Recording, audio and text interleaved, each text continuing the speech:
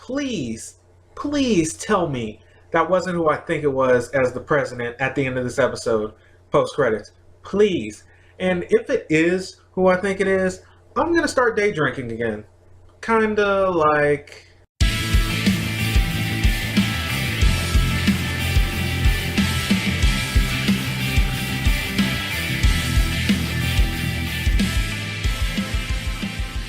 Mob Psycho 100. You just don't know what you do to me, man. You just don't. One, your manga, your anime, all this stuff. You don't know what it does to me. I love every aspect of this show, this series.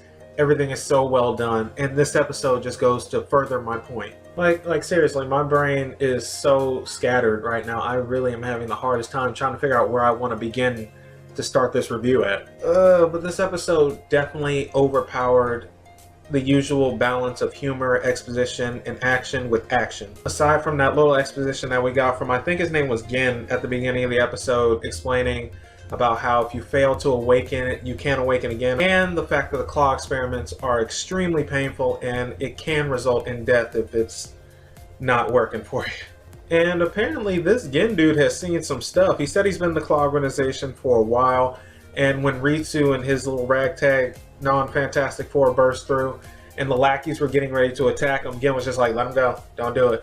Because he explained to you, if you are fighting a psychic, do not fight a psychic. Because it's like 0 versus 10. Not 1 versus 10, 0 versus 10. I wonder if he got the compass treatment. But my good episode since it started tingling the instant they said, let's split up. And I was just like, oh, there's gonna be some fights. And instantly in my head, I started playing. I'm like, all right, who's gonna get who? Mob should fight him. I wanted Mob to get the dude Hanazawa took out, but I really just want to take a second and break down each individual person. And I actually want to break down what everybody dealt with on their own while they were split up. Let's start with Dimple.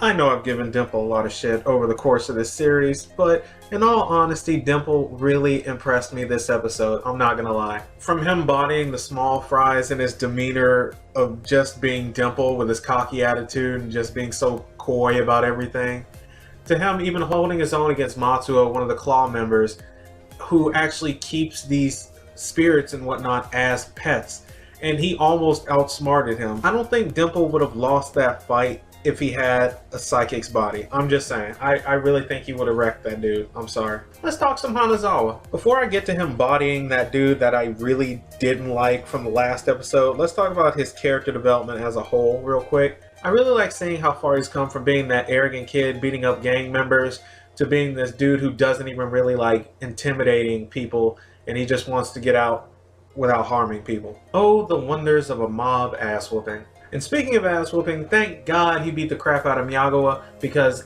characters like that really irritate me. The ones that are just so arrogant and loudmouth and just need to be put in their place. And I'm glad Hanazawa was the one to do it. And I feel as though this needs to be said, but Hanazawa is a really smart psychic. From him finding ways to mimic people's techniques to the way he beat Miyagawa this episode, that is something I would never have thought to do, putting a barrier around a pyrokinetic user. That was brilliant. And it's one of the things that makes him really likable in my book. The fact that he's a thinker and he's really innovative with what he does. But ultimately he got captured too, which kind of bummed me out. And now for the big daddy of them all, Mob.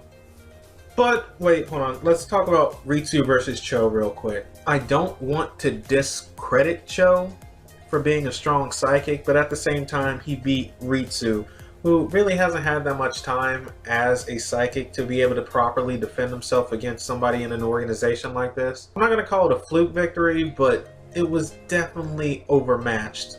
I will say that much. And for all I know, Cho could be the second strongest, he could be the third strongest, he could be the strongest, I don't know. But at the same time, like I just said, Ritsu was overmatched in this fight, and I don't want to give Cho all the credit for beating up Ritsu. I'm really defending Ritsu right now. Okay, now we can talk about Mob. Did anyone else get a kick of how fast Mob went from talking to Mukai's dolls to just flat out destroying them? He's just like, oh, hello, good evening. Yeah, I'm kind of in a rush. You can have fun playing with your doll jigsaw puzzle now. But in all honesty, knowing how Mob is, and we see that in a few seconds after he destroys the dolls, I think if he had known that those dolls were that special to her, he would have tried his damnedest not to destroy them. Because Mob's just that nice, sweet person, and we even see that when he's fighting Tsuchiya. He doesn't want to fight her because she's a woman. He's just like, my master told me not to hit a woman, and those that hit women are lower than garbage, so I don't want to fight you. To which Tsuchiya replies, no, it's okay, fight me. I want you to fight me, to which she promptly ends up getting bodied. I will say this about Mob though, I don't know how durable he is, but the way she was throwing those punches, he should have at least had something fractured at the very least. Because those punches, those hits, period, they look devastating. So I don't know how he was still standing after all that. And then afterward goes on to body that offensive looking character Takeuchi.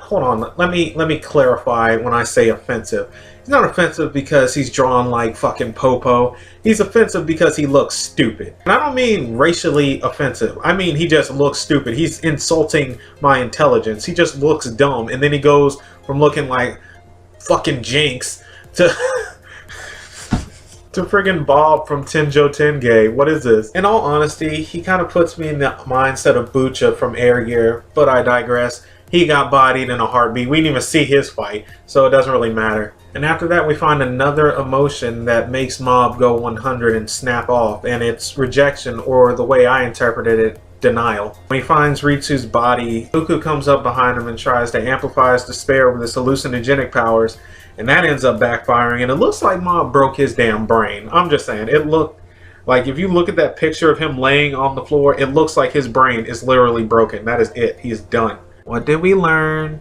Not to sneak up behind an already 92% Mob, that's what we learned. But that ends up making Mob pass out. So the episode ends with Ritsu and Mob unconscious, Hanazawa captured, and Dimple captured in Matsuo's spirit jar, surrounded by all these monsters and whatnot in the jar. Will our heroes ever get out of this one? But then we get a post-credit scene. So if you didn't watch post-credits, I feel bad for you, and I suggest you go back and watch it post-credits real quick. I'll wait. Go ahead. Time's up. We see the Not-So-Fantastic Five running through, about to escape when they see the guards lined up outside, escorting somebody in. And it is the leader of this sect of Claw. And I swear to you, people, if you catch that glimpse at the end, I'm not sure. Don't quote me on this, but I am pretty damn sure. I'm about 87% sure that that was Reagan. And if it is Reagan, I'm calling Swerve of 2016 right there, because that is something I would not have seen coming. Probably going to have to go change 8 pairs of pants from how badly I'm going to shit myself if it is Reagan. I just... Damn. Because this is Reagan we're talking about. The hustler, the con man. Damn, he is a con man. I got swerved. No. Long story short, if it is Reagan next week, I don't know what I'm gonna do with myself. Well, no, I already know. I'm gonna start drinking again. Like y'all already saw. You already saw. It's gonna happen. Pulling out the sake. It's over. But guys, that was episode 10, and damn, did it deliver. We got a hell of a lot of action. Got a little more info as to how Claw awakens people through painful experiments. We got awesome fights mostly from Mob just wrecking through like 4 members of Claw, but still.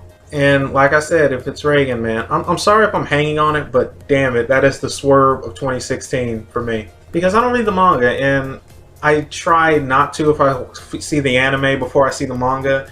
So I'm just gonna flip. I'm telling you right now. But as always, guys, if you enjoyed the video, please do me a favor and hit that like button right about there. I think maybe over here. I'm not entirely sure. And let me know down below if you think it's Reagan, if you are excited for next week's episode, if you enjoyed the fights, because damn it, this was a really good episode, and I can't wait to see episode 11. I'll see you guys next week. Till then, I'm out.